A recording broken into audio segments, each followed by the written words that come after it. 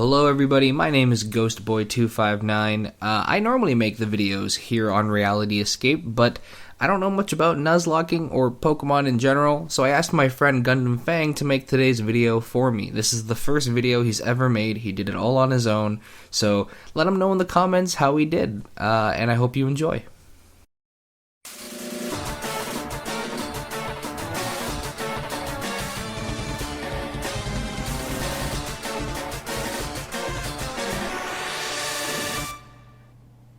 So, why do we Nuzlocke? I guess a better question would be, what is a Nuzlocke? Well, actually, the best place to start is, what is Pokemon? Pokemon is a long-running series of RPG games dating back to 1996, made by Game Freak and published by Nintendo and the Pokemon Company. We'll be focusing on the main line of games, which are typically known for their massive list of characters, a battle system that appears simple at a glance but holds surprising depth, and a complex type matchup chart. Seriously, Ghost can hit fighting, but not normal, and yet neither can hit Ghost. I feel sorry for the fighting type. The core idea behind Pokemon games is traveling the land, finding and cataloging all the different kinds of Pokemon, and simultaneously battling and challenging your team of Pokemon against other Pokemon trainers.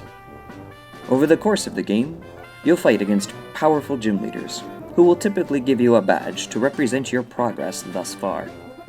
Collect all the gym badges, and you can challenge the Elite Four and then the Champion, which is 5 back-to-back Pokemon battles, limiting your ability to recover in between them.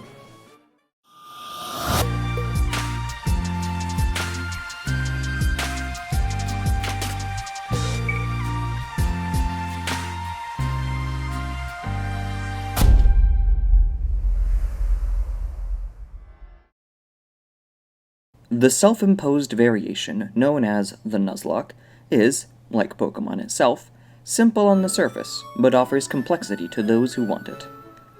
Created by someone looking for more challenge out of Pokemon, they applied 2 rules to their playthrough of Ruby. The first, you can only catch the first Pokemon you encounter in each area. And the second, if a Pokemon faints, you must release it. It has died. The first Nuzlocke was documented in comic form, which both helped these self-imposed rules take off and gave them their name. A recurring motif is a Seedot, eventually a Nuzleaf, bearing the image of Lost's John Locke. A link to the comic will be in the description. While these 2 rules are simple, they add an intense layer of difficulty to any Pokemon game.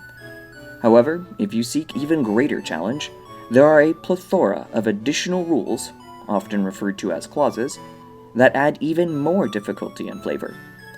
Not every clause has a name. For the purpose of this video, I have assigned names to clauses that I couldn't find a clear name for, so that we have an easy frame of reference. The Nicknames Clause. Nicknames must be provided to all captured Pokemon. The One Loss Clause. If your entire team is defeated in a single battle, it's considered game over, even if you have Pokemon in the PC. Duplicates Clause. You cannot catch a Pokemon you have already had, and Pokemon you have already had don't count as the first encounter in a new area. Shiny Clause. Natural shinies, which are rare Pokemon that have a different color scheme, can be caught even if they aren't the first encounter in an area. Item Clause. You limit the use of items. You could choose anything from not allowing trainer-used items like potions, or go as far as not allowing any items whatsoever. Randomized Starter Clause. You determine your starter by the last number of your trainer ID card, rolling dice, or some other method. Battle Style Clause. Switch your battle style from Shift to Set in the options, which will restrict when you can switch out your Pokemon during battles. First Capture Starter Clause. You release your starter after your first capture, and treat your first capture as your true starter. Pokécenter Clause. You limit how often you can visit a Pokécenter for healing, going as far as to ban Pokécenter use entirely if desired. No trades or events clause. In-game trades or event Pokemon, such as legendaries, are not allowed to be captured, even if they are the first encounter. Fishing clause. Treat fishing, headbutting, rock smashing, etc. as a separate encounter from the typical grass or surfing, potentially allowing for 2 encounters in an area. Notepad clause. You are restricted to 6 Pokemon total, and you are not allowed to keep any Pokemon in the PC. This list is not exhaustive. It only contains the clauses I was already aware of or that I found with some light research. You are free to use them, not use them, or make up your own. Even further beyond the clauses are fairly major overhauls of the Nuzlocke variation that could be considered an almost completely different variation unto themselves. We will go over 3 popular ones: the Wonderlock, the Wedlock, and the Chestlock.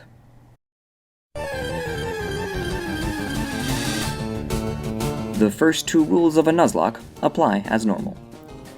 Every Pokemon you capture must be traded on the Wonder Trade feature of later games, in which you trade a Pokemon away and receive a completely random Pokemon from someone else on the Wonder Trade. This means you have no control over what Pokemon you have or what level they are. Some additional clauses exclusive to the Wonderlock are the Soul Bond clause, allowing you to keep any Pokemon that is gifted to you. The Level clause, which allows you to continue retrading until you receive a Pokemon close to the level you originally traded away, to prevent receiving a Pokemon that is too high or low level to reasonably use. The first 2 rules of a Nuzlocke apply as normal. The third rule added is each Pokemon you catch is paired with a lone wolf. Paired Pokemon are paired for life and cannot be unpaired in any way except death. In battle, you can only switch between paired Pokemon, and lone wolves must fight alone. The 5th rule added is if a Pokemon dies, their paired Pokemon must finish the battle alone or die as well.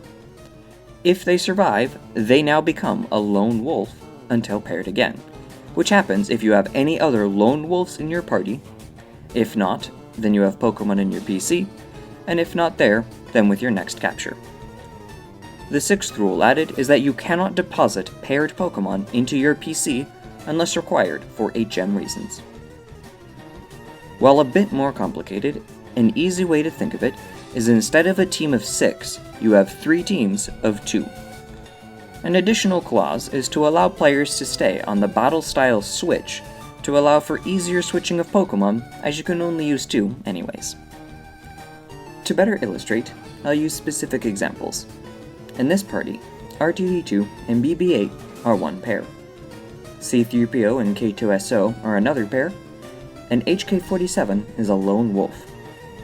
This means that when I battle, I can switch between R2-D2 and BB-8 only.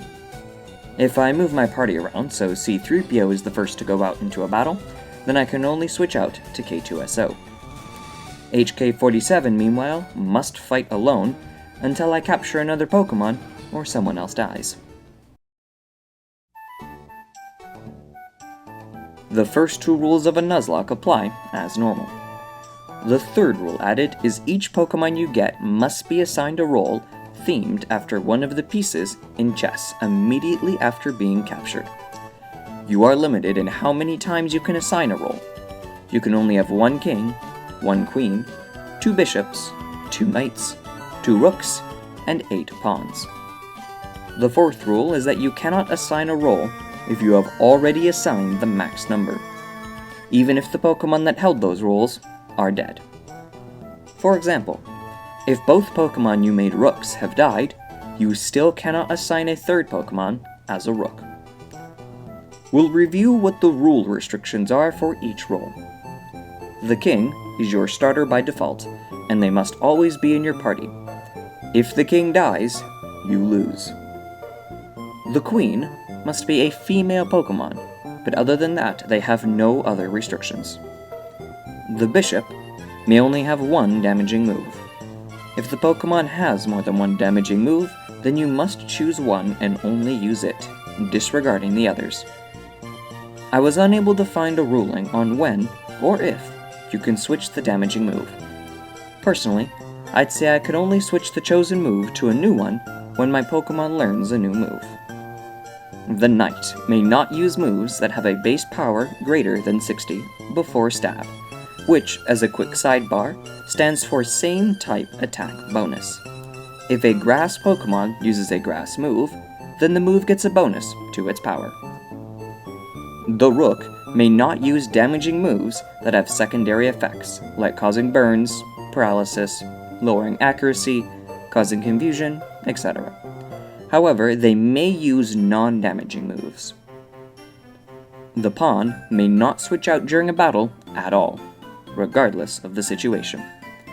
If a female Pawn wins a major battle, such as a gym leader, rival, or Elite Four battle, and you have no queen, or your previous queen has died, the Pawn may become a queen. Additional clauses exclusive to the chess lock are you can only have one of each role in your party at a time. If your king dies, and you have a rook in the party, the rook can be considered killed instead, allowing the king to be revived or healed.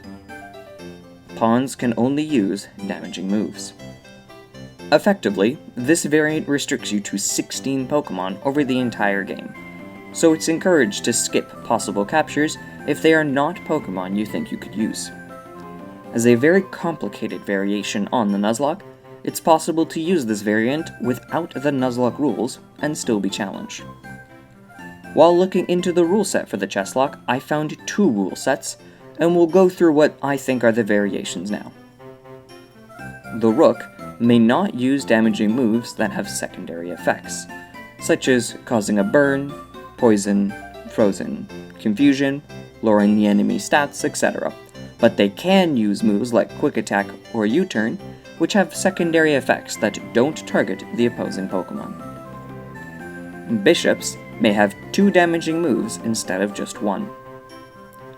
The Queen must be in the same egg group as the King, meaning if they were left in the daycare together, you would get an egg. Pawns may not evolve, and a pawn can't be a Pokemon that has already evolved or doesn't have an evolution.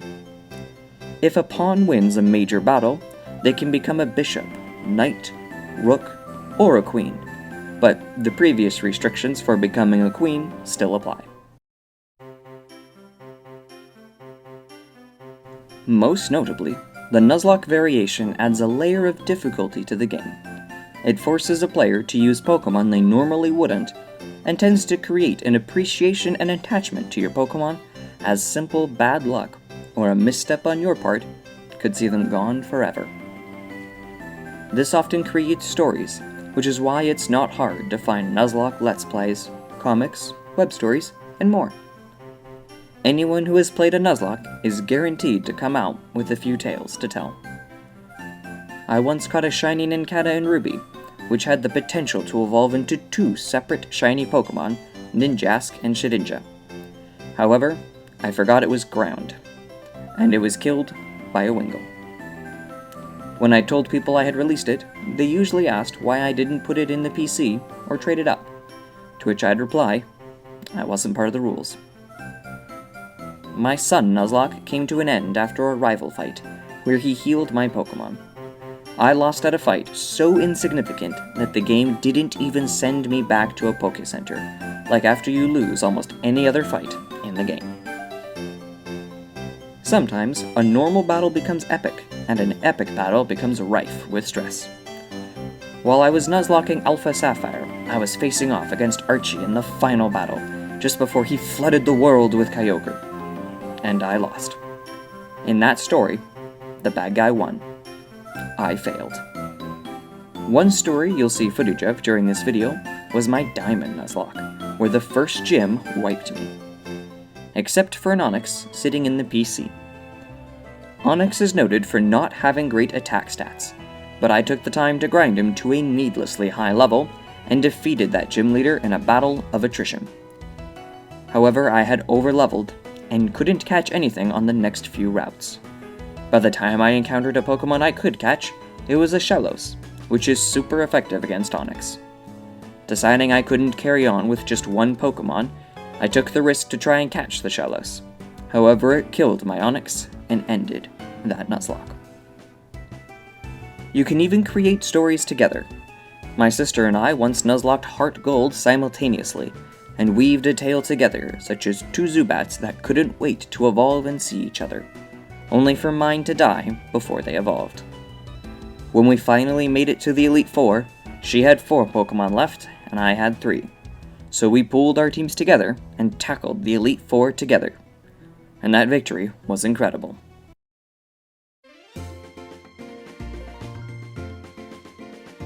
In my opinion, yes. Since I started Nuzlocking, I can't imagine playing Pokemon without these self-imposed rules. I go out of my way to stay blind regarding the next main Pokemon games, so I can Nuzlocke them without prior experience or knowledge. Who would I recommend try this? If you love playing Pokemon, but are looking for additional challenge or like to create stories, I'd say give the Nuzlocke a try. I wouldn't do this though if you're content just playing Pokemon as is and don't really want more challenge or stress, or you prefer just collecting all the Pokemon out there. If so, you could probably pass on this and not miss anything. Why do we do this variation? Well, that'll depend on who you ask. Some do it so they're forced to use Pokemon they never would have otherwise. Some do it for the stories you create along the way, and some simply for the greater challenge. If you haven't done a Nuzlocke at all, and you're curious about it, I'd encourage trying to do at least one. Although, all of this is really just my own opinion. And if you have done a Nuzlocke, what stories do you have? Do you have tales of success and triumph, or tales of loss and tragedy? Hello everyone, thank you guys for checking out GundamFang's first ever video, and thank you to GundamFang for making it. He's going to be down in the comments answering some questions. I'll pin his first comment so you know it's him responding to you. You can also go follow him on Twitter at GundamFang13. You can follow the channel at RealityEscapeYT. And as per usual, I'll see you next Wednesday for a quick game, quick thoughts video. And we're gearing at the end of the year here, so thank you for joining us for this year. We're gonna have one more big video before this year is out, so hopefully see you there. Have a good weekend, guys.